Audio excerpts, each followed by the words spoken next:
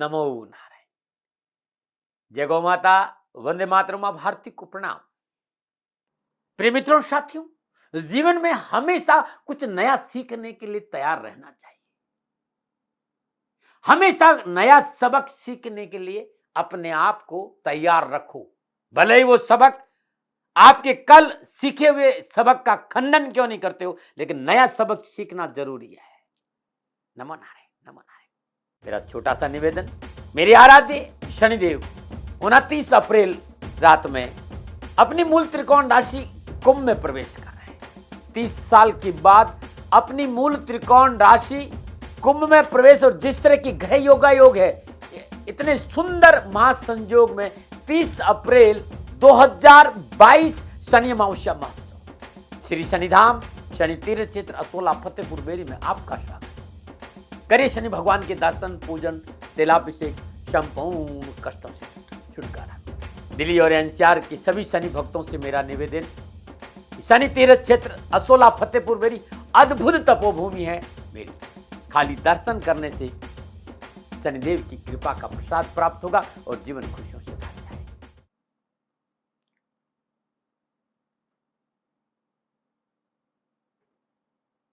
तो प्रिय मित्रों, साथियों, राहु केतु की राशि परिवर्तन का आपकी राशि पर क्या प्रभाव पड़ेगा, इस विषय पर आऊं उससे पहले छोटा सा निवेदन कि गुरुमंत्र विद दातीमाज यूट्यूब का चैनल आपका अपना चैनल है। आपको लगता है कि मेरा कंटेंट ठीक है, इसे सब्सक्राइब करें, बेल की घंटी बजाएं, जिससे कि मेरा वीडियो आपको मिल जाए। लाइक ये आपकी इच्छा पर, मैंने कभी नहीं कहा। दूसरा, मैं इस चैनल पर हर रोज कैसा रहेगा आपका आज का दिन राशिफल लेकर आता हूं, वो जरूर देखें। गुरुमंत्र विद दाती महाराज पर 2022 और शनिदेव और 2022 और बृहस्पति देव कैसे रहेंगे, ये वीडियो भी आपको मिलेगा। राहु का 12 राशियों पर अलग अलग फलादेश गुरुमंत्र विद दाती महाराज, इसे आप देखना नहीं भूलें। नमो नारायण। ये राशिफल चंद्र राशि, नाम राशि पर आधारित है। विधाओं का बहुत प्रयोग किया, अनुभव का प्रयोग पूरा है। लगन से भी देखा, दशाओं से भी देखा,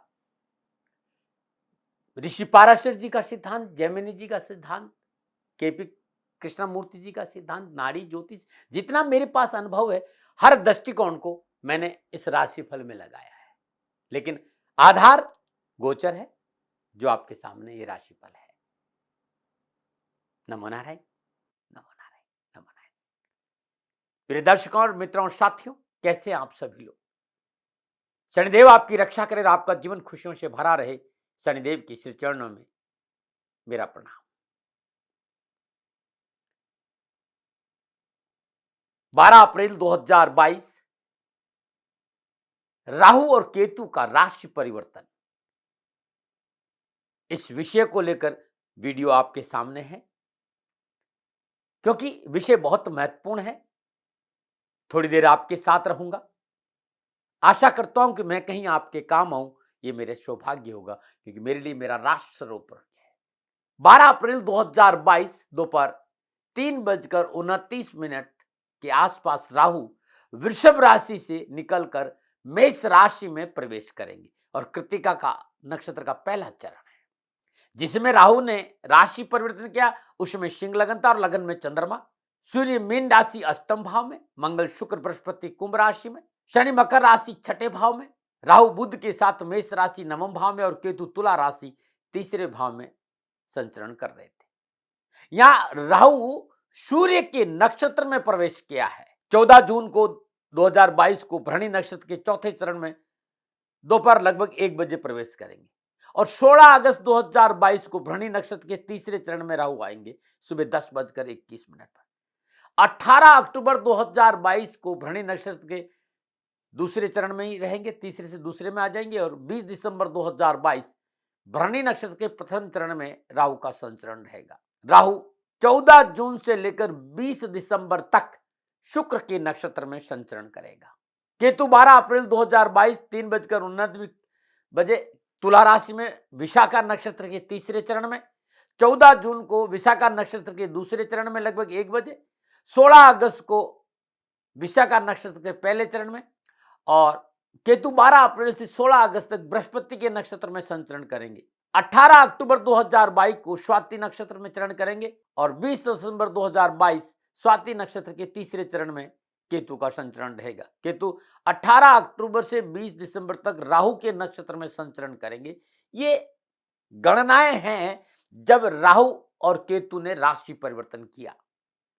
मैदिनी ज्योतिष को माइन्यूटली सूक्ष्म दृष्टि से विचार करेंगे तो समय इतना अच्छा माना नहीं जाता, सावधानी का संकेत, क्योंकि मेष राशि मंगल की राशि है और मंगल ऊर्जा का प्रतीक है, अग्नि का प्रतीक है, एग्रेशन का प्रतीक है, रक्त का प्रतीक है। राहु अनऑर्थोडॉक्स है, राहु विलासिता है, राहु अनप्रेडिक्टेबल है, राहु एक धुआं है, हवा है। अग्नि को जब हवा मिलती है तो दावानल होता है।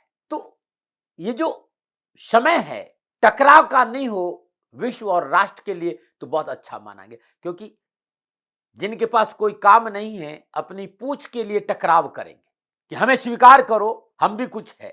तो सत्ता पक्ष को विपक्ष का टकराव झेलना पड़ेगा बिना किसी कारण, कोई मुद्दा नहीं तब भी टकराव, कोई कारण नहीं, अनऑर्थोडॉक्स, कोई मतलब नहीं। संवेदनशील विषयों पर असंवेदनशील टिप्पणियां और बयानबाजी बखेड़ा करा करेगी। प्राकृतिक घटनाएं होगी ऐसा नजर आता है, चाहे बीमारी को लेकर हो, चाहे फिर आंधी तूफान हवा अग्नि को लेकर हो, पानी को लेकर हो। ये 18 महीने की घटनाओं के बारे में बात, ये 18 महीना है, क्योंकि राहु 18 महीना तक मेष राशि में रहेंगी। भूकंप भूस्खलन बाढ़ जैसी घटनाओं में संभावना नजर आती है। प्राकृतिक प्रकोप से विश्व जूझता हुआ नजर आएगा, और क्योंकि राहु दूर खड़े होकर मजा भी देखता है, तो इस बात का विशेष ध्यान रखना पड़ेगा कि वे लोग जो उच्च पदों पर विराजमान हैं, लेट गो की अवस्था रखनी पड़ी, छोड़ो, अपने काम पर ध्यान। यदि जो लोग प्रशासनिक अफसर हैं, बड़े राजनेता हैं, विश्व के सभी, राष्ट्र के, विश्व के सभी जो राष्ट्र की सेवाओं में लगे हैं, जिनका लक्ष्य इस संसार को कुछ देना है, कुछ करके गुजरना है, उन्हें लेट गो की भावना छोड़ो ना भाई, सफलता पा जाएगी। इस समय बहुत से लोग धर्म के पर किए गए अनर्गल बयानबाजी से सांप्रदायिक स्वार्थ में कमी का संकेत भी दे रहे। तो बहुत से लोगों की ये शैली रहेगी किसी तरह बखेड़ा खड़े करो। तो फकीर आदमी हूं, इस राष्ट्र का सेवक हूं, मैं कभी विवादित रहना पसंद नहीं करना, कभी ऐसी बात कही, लेकिन मैदिनी ज्योतिष मुख्य रूप से यह संकेत दे रही कि वे लोग जो इस राष्ट्र के नागरिक हैं, चाहे वो पक्ष हो या विपक्ष हो, वाणी पर संयम और शालीनता का परिचय बहुत जरूरी, और राष्ट्र हित बहुत जरूरी है। राष्ट्र हित के लिए सबको एक मंच पर आना पड़ेगा। जब तक राहु मेष राशि में है, हम घर में कैसे भी रह लेते हैं भाई, लेकिन मामला घर का ही हो, तब ऐसी अवस्था में हम सबको सावधानी बरतनी पड़ेगी। मित्रों साथियों, ये राहु के बारे में था मेरा छोटा सा निवेदन, क्योंकि राहु बहुत बड़ा परिवर्तन है 18 महीने के लिए। पर शनि के बाद कोई बड़ा परिवर्तन है राहु, और उसके बाद बृहस्पति, और ये तीनों ही ग्रह बदल रहे हैं। राहु मेष राशि में आ रहे हैं, शनि अपनी मूल त्रिकोण राशि कुंभ में प्रवेश करेंगे, और बृहस्पति अपनी स्वयं की राशि मीन में प्रवेश करेंगे, और तीनों के तीनों ग्रह अप्रैल में 2022 में राशि परिवर्तन करेंगे। तो इस विषय पर मुझे कहना जरूर है, वीडियो थोड़ा सा बड़ा हो सकता है, ऐसी अवस्था में यूट्यूब पे सुविधा है, टेक्नोलॉजी बहुत मजबूत है, आप नहीं सुनना चाहते तो फॉरवर्ड कर दे, लेकिन सुने जरूर, क्योंकि भारतीय सनातन संस्कृति की जो खुशबू है उन्हें समझना चाहिए कि राहु है क्या, 12 राशियों पर क्या प्रभाव रहेगा। वीडियो मैंने बनाया और प्रत्येक राशि का अलग अलग वीडियो है ये, लेकिन इस विषय को समझिए, क्योंकि राहु केतु को समझना बहुत जरूरी है। प्रिय मित्रों साथियों, किसी विषय पर फलादेश करने के लिए पहले विषय की गहराई को समझना बहुत जरूरी, क्योंकि जब मैं प्रभु की चर्चा शुरू करी थी शनिदेव की 45 साल पहले, आराध्य शनिदेव को लेकर कम भ्रांतियां नहीं थी, आज भी है, लेकिन बहुत हद तक कर्म फलदाता शनिदेव के आसपास लोग आए। आज घर घर गली गली उनकी आराधना होती, पूजा होती, भय कम हुआ, लोग समझने लगे। इसी प्रकार राहु केतु के बारे में भी बहुत भ्रांतियां हैं, और इन भ्रांतियों की वजह से भय भ्रम बहुत है और बहुत से तनाव भी है। तो जो मेरा अनुभव है, जो अपनी निजी साधना के दौरान जो मैंने अवसर किया, और पिछले 4-5 साल पर मैं जो बहुत काम किया, राहु और केतु का नाम लेते ही लोगों का चेहरा मुरझा जाता है, पीला पड़ जाता है। मैंने पाया कि लोग कहते हैं कि राहु की दशा तो परेशानी ही परेशानी, केतु की दशा यानी घर छोड़ना ही छोड़ना, आइसोलेट में रहना ही रहना। ऐसी बात है नहीं मित्रों। 7 ग्रहों की तरह राहु और केतु न हमेशा अच्छे फल देते, न हमेशा बुरे फल देते। मित्रों साथियों, वीडियो में ये समझाऊंगा कि कैसे उत्पत्ति हुई राहु केतु की। ये बहुत सुंदर जानकारी, ये बहुत जरूरी वीडियो। नहीं सुनना तो आप राशिफल पे चले जाना, लेकिन जानकारी रखना बहुत जरूरी है। भारतीय सनातन संस्कृति में ज्योतिष का अपना स्थान है और नवग्रह की चर्चा सभी लोग करते हैं। आज का विषय इंटरेस्टिंग है, इसलिए मैं कहता हूं क्योंकि 18 महीने बाद राहु केतु अपना राशि परिवर्तन करे और अब राहु और केतु 18 महीना तक राहु मेष राशि में रहेंगे और केतु तुला राशि में रहेंगे। और 12 राशियों पर क्या प्रभाव रहेगा, यह विषय मैंने बहुत ही माइन्यूटली देखा और आपके सामने रखा। लेकिन क्या है राहु केतु, कैसे बने राहु केतु, क्या प्रभाव है राहु केतु का, हमारे जीवन में इनका क्या रोल है, वास्तव में ज्योतिष के आसपास रहते हैं तो हमें जानकारी मिलेगी कि इन ग्रहों के बारे में। जन्म कुंडली के 12 भाव होते हैं, 9 ग्रह, 27 नक्षत्र का समावेश जन्म कुंडली है। 8 के 8 ग्रहों का जो लेखा जोखा, कर्मों का लेखा जोखा है, जो आपने किया है उसे कब और कैसे भुगतना, ये काम शनिदेव का है। तो मैं कहना यह चाहता हूं कि ग्रह आपको आपके कर्मों के अनुसार आपकी डेस्टिनी की ओर ले जाते हैं, आपकी डेस्टिनी की ओर। जब मुझे मौका मिलता तो मैं कहता हूं ना कि जन्म कुंडली की जो शान है वो सूर्य है और जो जान है वो चंद्रमा है। लेकिन सूर्य और चंद्रमा को भी ग्रहण लगाते हैं तो वो राहु केतु है। नवग्रहों में सबसे शक्तिशाली ग्रह राहु और केतु है। यह अलग बात है कि राहु और केतु को ऊर्जा सूर्य से मिलती है, लेकिन ये सूर्य और चंद्रमा को यदि कोई प्रभावित करता है तो राहु केतु है। मेरा पूरा ध्यान राहु केतु पर है, उनके जन्म को लेकर, उनके प्रभाव को लेकर, उनके गुणों को लेकर। इस विषय पर थोड़ा सा बोलूंगा जरूर, क्योंकि सूर्य चमत्कार व ऊर्जा का स्रोत है और सूर्य के चारों ओर घूम रहा एक अंडाकार वर्तुल पृथ्वी, और पृथ्वी थोड़ी सी झुकी हुई है, 23.5 डिग्री के आसपास झुकी हुई है। वैज्ञानिक लोग इसको अच्छा डिस्क्राइब करेंगे, लेकिन क्योंकि ज्योतिष के आसपास रहा हूं तो अध्ययन का मौका मिला, इसलिए बता रहा हूं। इसमें मैं कभी तर्क नहीं करूंगा। पृथ्वी थोड़ी सी झुकी हुई है और पृथ्वी सूर्य के चारों ओर परिक्रमा कर रही, और सूर्य के चारों ओर पृथ्वी 365 दिन 5 घंटे 48 मिनट 46 सेकंड में अपनी परिक्रमा पूरी करती है। और ये दूसरा जो गोला है जो पृथ्वी के चारों ओर घूम रहा है वो है चंद्रमा। चंद्रमा पृथ्वी के चारों ओर लगभग 27 से 28 दिन में अपनी परिक्रमा पूरी करता है। पुनः याद दिलाना चाहता हूं, सूर्य को भारतीय ज्योतिष में आत्मा का है। चराचर जगत को चलायमान जो हो रहा है, जो सर्जित हो रहा है, जो अस्तित्व है, सूर्य की वजह से हो रहा है। हमारे मनुष्य ने सूर्य को धुरी मानकर ज्योतिष की चर्चा की। सूर्य अनंत ऊर्जा का केंद्र है और उसके चारों ओर पृथ्वी घूम रही, और पृथ्वी के चारों ओर चंद्रमा घूम रहे। बार बार इसलिए समझा रहा हूं कि विषय बड़ा गहन है और मैं राशिफल पे आ रहा हूं, थोड़ा सा समझ लीजिए। सूर्य पिता है, पृथ्वी माता है, चंद्रमा को मामा भी कहते हैं। सूर्य, पृथ्वी और चंद्रमा के कारण, उसकी वजह से राहु और केतु की उत्पत्ति हुई, ऐसा विज्ञान कहता है। साथियों, स्थूल में राहु केतु का कोई अस्तित्व नहीं है, उन्हें एक छाया माना, एक धुआं माना है। सूर्य के चारों ओर पृथ्वी सूर्य की ग्रेविटेशन जो क्षमता है इसके कारण घूम रही है, और एक ग्रेविटेशन की वजह से ही पृथ्वी का संतुलन बना हुआ है। चंद्रमा पृथ्वी के चारों ओर घूमता है, सूर्य एनर्जी है। तो जो ये तीनों आपस में घूमते हुए इनकी जो कट पॉइंट है, इनका जहां मिलन पॉइंट है, जहां पृथ्वी चंद्रमा सूर्य आपस में काटते हैं, उसी को विज्ञान ने राहु केतु माना है। अब थोड़ा सा समझिए राहु कौन सा और केतु कौन सा है। चंद्रमा गति करते हुए सूर्य की ओर आ रहा है। सूर्य आत्मा का कारक है, प्रकाश का कारक है, उजाले का कारक है, अनंत ऊर्जा का कारक है, ज्ञान का कारक है। चंद्रमा गति करते हुए सूर्य की ओर आ रहा है, ज्ञान की ओर आ रहा है, अनंत ऊर्जा की ओर आ रहा है। जहां काटता उसे साउथ नोड मून कहते हैं, यानी केतु कहते हैं। जो सूर्य की ओर आ रहा है और जहां कट पॉइंट है उसे साउथ नोड मून कहते हैं, यानी केतु कहते हैं। जो पॉइंट गति करते हुए सूर्य से दूर जा रहा है, यानी ज्ञान से दूर जा रहा है, अनंत ऊर्जा की ओर जा रहा है, हट रहा है, अनंत ऊर्जा से दूर जा रहा है, प्रकाश से दूर जा रहा है, नॉर्थ नोड मून यानी राहु कहते हैं। सूर्य की तरफ जो आ रहा है वो जानना चाहता है प्रकाश को, ज्योतिष को, ज्ञान को, रोशनी को जानना चाहता है। वो अनंत खोज के पास आ रहा है, उसे केतु कहते हैं, यानी मोक्ष। इसीलिए केतु को मोक्ष कहा है। और जो सूर्य से दूर जा रहा है, यानी अंधकार की ओर जा रहा है, भटकाव की ओर जा रहा है, विलासिता की ओर जा रहा है, भोग की ओर जा रहा है, इच्छाओं की ओर जा रहा है, इच्छाओं की तृप्ति के लिए जा रहा है, जो भटक रहा है, जो हट रहा है, सूर्य से दूर हट रहा है, वो राहु है। बस ये विज्ञान कहता है। तो इस बात को समझने के लिए मैंने आपको थोड़ा सा समय लिया। और यदि भारतीय सनातन संस्कृति के पुराणों की बात करें तो ये स्वरभानु नामक राक्षस है। स्वरभानु की मां का नाम सिंह था और पिता कश्यप ऋषि है। और सिंह का कश्यप ऋषि के पास संतान की इच्छा से गई थी। ये एक हमारे पुराणों में कथा है। ऋषि कश्यप शाम का संध्याकालीन समय था और साधना की ओर अग्रसर थे।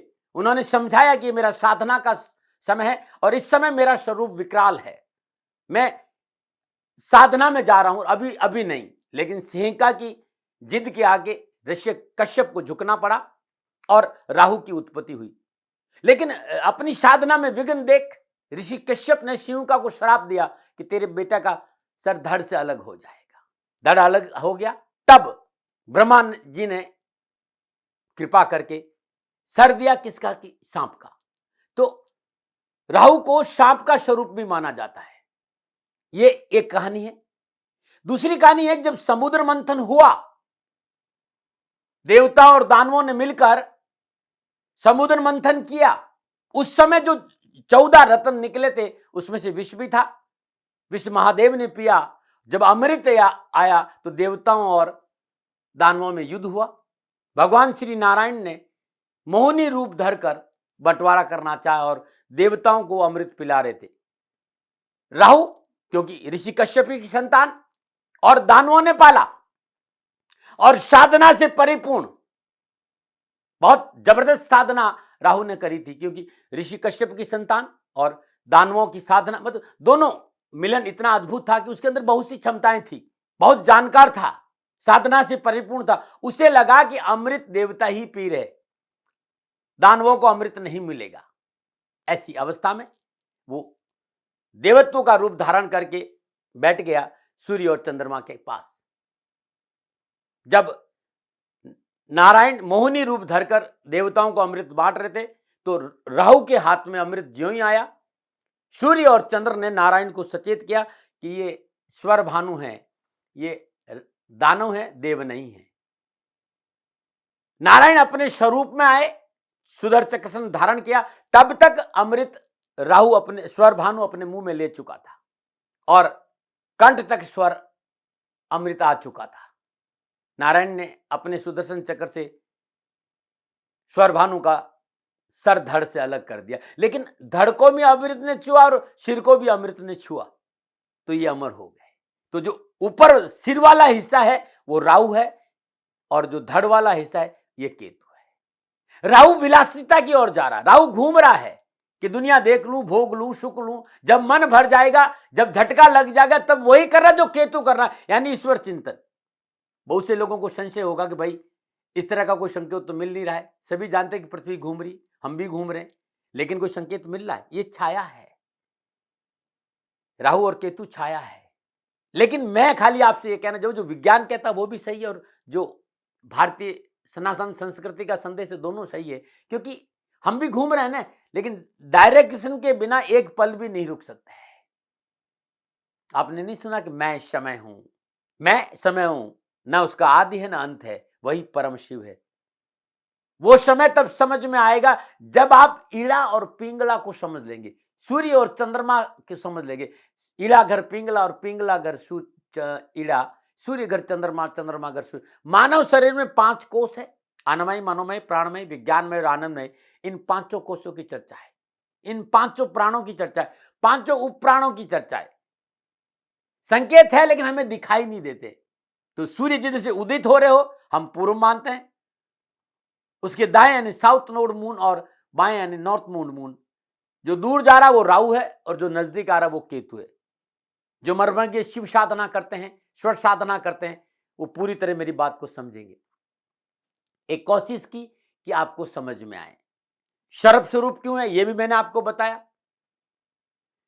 जो जहां दोनों बिंदु कटते हैं ये राहु केतु है, और जो सूर्य की तरफ आ रहा वो ज्ञान की तरफ आ रहा, जो दूर जा रहा वो विलासिता की तरफ। ये भी आपको समझ में आया। राहु केतु हमेशा वक्री अवस्था में चलते हैं। कारण क्योंकि जिस स्थान पर चंद्रमा और पृथ्वी का मार्ग एक दूसरे को काटता है वो हमेशा स्थिर नहीं रहता है, वो मार्ग बदलता रहता है, हमेशा पीछे की ओर यानी विपरीत दिशा में सरकता है। इसलिए राहु केतु हमेशा वक्री चलते हैं। राहु केतु संपूर्ण राशियों का भ्रमण करने में 18 वर्ष लगाते हैं और एक राशि में 18 महीने। राहु केतु एक दूसरे से हमेशा 180 डिग्री में रहते हैं, समसप्तक आमने सामने। पुनः याद, स्वरभानु यानी राहु केतु, सिर है वो राहु और धड़ है वो केतु है। सिंह का कश्यप ऋषि की पत्नी थी, इस बात का भी ध्यान रखिएगा। तो ये छोटी सी कहानी थी जो मैं आपको समझाना चाह रहा था। यदि आपको नहीं समझना, इसको आप स्किप करके राशिफल पे आ जाना। लेकिन चीजों को नहीं जानेंगे ना तो फिर ज्ञान अधूरा रहता है, अधूरा ज्ञान नुकसानदायक रहता है।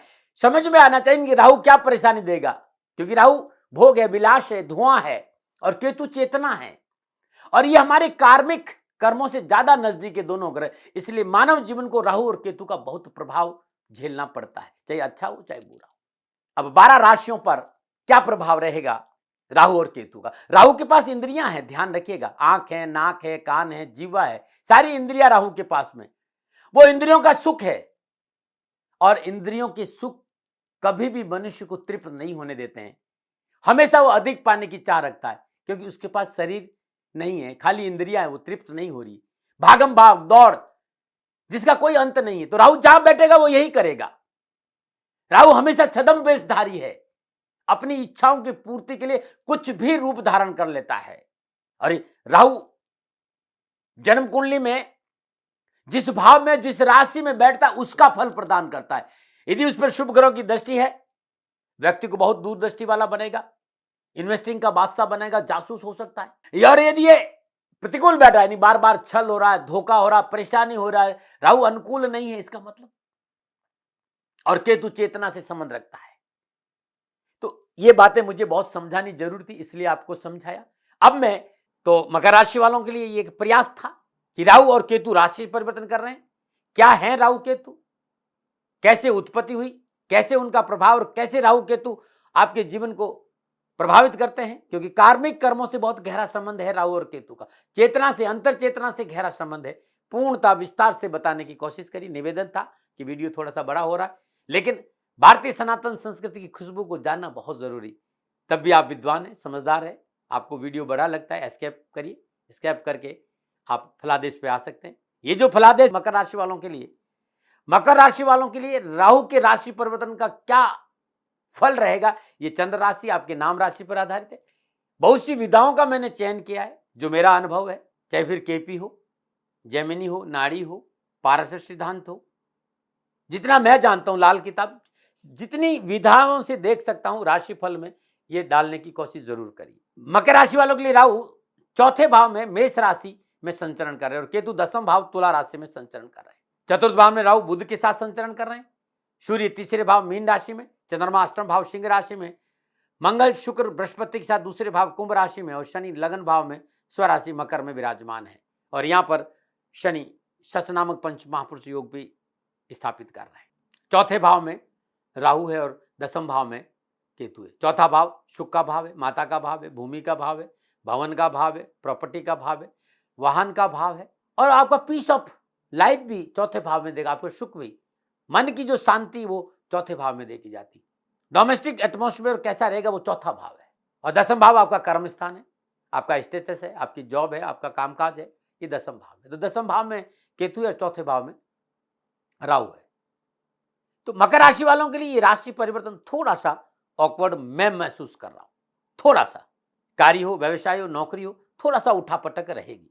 उठापटक क्या है, ऐसा नहीं धन नहीं आएगा, काम नहीं बनेंगे या परेशानियां हल नहीं होगी, सब कुछ होगा, लेकिन धन लाभ, कार्य की उन्नति, परेशानियों का निवारण संघर्ष और परिश्रम से होगा। मतलब फुल ऑफ चैलेंजेस है, लेकिन फुल ऑफ अपॉर्चुनिटी भी मिलेगी, लाभ की, चैलेंज के बाद मिलेगी।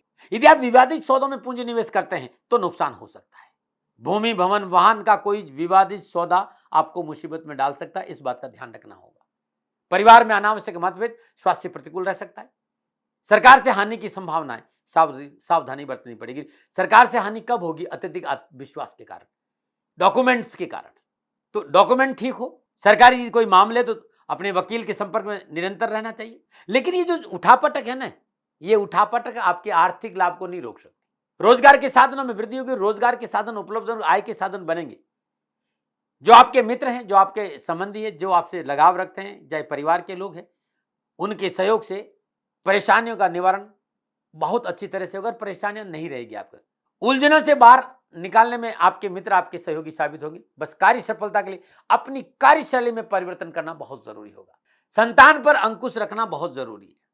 संतान पटरी से नीचे न उतर जाए, पैनी दृष्टि और प्यार के साथ, डांटना फटकारा नहीं, प्यार के साथ समझाने कर, क्योंकि संतान इस समय थोड़ा सा परेशानी दे सकती। आप परिवार को साथ लेकर चले, जीवन साथी के साथ मनमुटाव नहीं हो तो और अच्छा रहेगा। पुनः याद दिलाना चाहता हूं, जमीन या संपत्ति से जुड़े कार्य में विशेष सावधानी से पूंजी न करें और किसी भी विवादित प्रॉपर्टी में या विवादित काम में मध्यस्थता नहीं करें, क्योंकि आपका एक स्वभाव है, किसी की समस्या है ना, मैं हूं ना, जो आप हैं, तो फिर आप परेशानी झेलने के लिए भी तैयार रहिए। धुन ने धुन, अपनी धुन पराई धुन में पाप निपुण। पिछले 2-2.5 साल से आपको बहुत परेशानी है। आप इस समस्या से बाहर आना चाहते हैं, कामकाज को लेकर, धन को लेकर, स्वास्थ्य को लेकर, तो थोड़ा सा अपने पर ध्यान दीजिए, अपने दिल की सुनिए। जिन कामों में आपकी मास्टरी है, उस कामों में आप धन निवेश करेंगे, मेहनत करेंगे, परिश्रम करेंगे, तो सफलता में 4 चांद लगेंगे। केतु आपके 10वें भाव में संचरण कर रहा है, इसलिए नौकरी में परिवर्तन हो सकता है, परिवार पर खर्चा बढ़ सकता है, लेकिन कामकाज के प्रति केतु आपका जुनून पैदा करेगा, बहुत जबरदस्त जुनून करेगा, और कामकाज की बागडोर आप अपने हाथ में रखने की पूरी कोशिश करेंगे। और जो ही आपने कामकाज की बागडोर अपने हाथ में दी और लोगों का भरोसा ना करके खुद आगे बढ़े, सफलता आपके कदमों में होगी। जिस कार्य को आप पिछले कई वर्षों से करा रहे हैं, यही कार्य आपको सफलता देगा। जहां से दर्द मिला, दवा वहीं पर है। आप उस कार्य में तल्लीनता से ध्यान दीजिए, आपको बहुत सी बाधा और परेशानी छुटकारा मिलेगा और आर्थिक पक्ष सुदृढ़ होगा। शत्रु से सावधान रहे, जो जितना ज्यादा मीठा बोलेगा, ज्यादा हाथ जोड़ रहा हो, ज्यादा आपके आगे पीछे बैठ रहा हो, वो आपको चूना लगा सकता है, इसको देख लेना। स्वास्थ्य को लेकर थोड़ी सी सावधानी जरूर है। यदि कोई पिछली बीमारी है तो निरंतर मेडिकल चेकअप का ध्यान रखें, चिकित्सा में लापरवाही नहीं करें। फिर याद दिला रहा हूं, चल और अचल संपत्ति खरीदते और बेचते समय विशेष सावधानी। सरकारी या कानूनी दांवपेच में उलझने की प्रबल संभावना, बचना चाहिए आपको। क्या उपाय करें? हर मंगलवार को या हर रविवार को श्रद्धानुसार जो गौशाला में, घर की गाय को नहीं, गौशाला में दान देना बड़ा शुभ रहेगा। हल्के नीले रंगों का कोई न कोई कपड़ा आपके शरीर पर रोज रहना चाहिए। मकर राशि वालों, यदि हर शनिवार को भगवान शनिदेव की मूर्ति का स्पर्श करते हैं और शनिदेव के चरणों में तेल चढ़ाते हैं, तो जितनी परेशानी मैंने बताई नहीं, वो एक भी परेशानी आपके आसपास नहीं आएगी, क्योंकि शनि सम राहु, शनिदेव और राहु का प्रभाव एक जैसा है। शनिदेव की आराधना करने से राहु आपके लिए अनुकूल रहेगा। तो शनि मंदिरों में जाए, शनिवार के दिन किसी गरीब को भोजन कराए, वस्त्रों का दान दे, और दशरथ कर शनि स्तोत्र, नमः कृष्णाय नीलाय शीतकंठाय नमो नमः, नमो कालग्नि रूपाय कर्तनचाय चे नमो नमो। www.shanidham.in ये मेरी वेबसाइट है। इस वेबसाइट पे जाइएगा, हिंदी में भी आपको दशरथ का शनि स्तोत्र मिलेगा। हे श्याम वर्ण वाले, हे नीलकंठ वाले, स्वीकारो नमन मेरे, स्वीकारो भजन मेरे। अद्भुत स्त्रोत है, मैं स्वयं इसका जाप करता हूं और लाभ तत्क्षण प्राप्त होता है। ये जरूर करिएगा।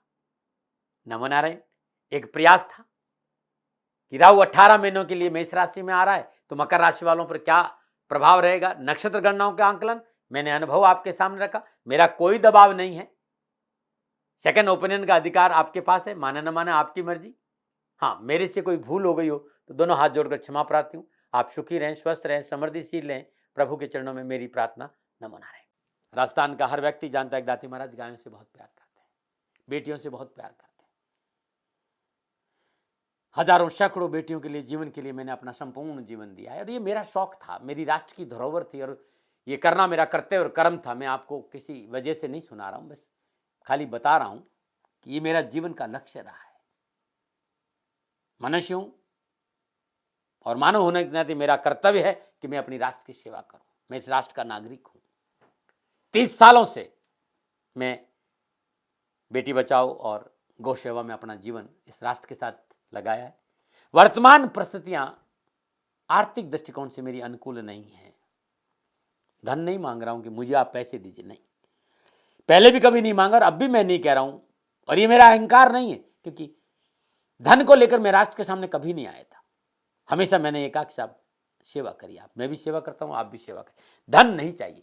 लेकिन वर्तमान में जो आर्थिक परिस्थिति हैं वो मेरे को ये कहने के लिए मजबूर कर रही है कि सन्निधान गौशाला की गायें दुखी नहीं रहे, इसके लिए मुझे आपका सहयोग चाहिए। और सहयोग के लिए मैं स्वयं आपके साथ खड़ा हूं, आपकी समस्याओं के समाधान के लिए। भाई, आप अपनी जन्म कुंडली का अवलोकन कराना चाहते हैं, आप अपनी जन्म कुंडली बनाना चाहते हैं, आपको बहुत सी चीजों की जानकारी चाहिए, तो मैं आपके साथ खड़ा रहूंगा, पूरे साल खड़ा रहूंगा, जब तक जीऊंगा तब तक खड़ा रहूंगा। नंबर आ रहा है, इन नंबरों पे संपर्क करिए, आप मेरे से बात करिए, लेकिन इसकी एवज में गायों के लिए चारे की व्यवस्था कर लीजिए। और इसीलिए मैंने कहा था कि भाई थोड़ा दिन, इस समय मैं परेशानी में हूं और मेरी गायें चारों को लेकर थोड़ी सी परेशान हैं, ऐसा हृदय से आया। लोगों ने कहा कि राष्ट्र आपसे प्यार करता है दाती महाराज, एक बार निवेदन करिए। तो मैं दान नहीं मांग रहा हूं, फिर भी मैं अभी भी, मेरा ये अहंकार नहीं है साथियों, मेरा राष्ट्र सर्वोपरि है।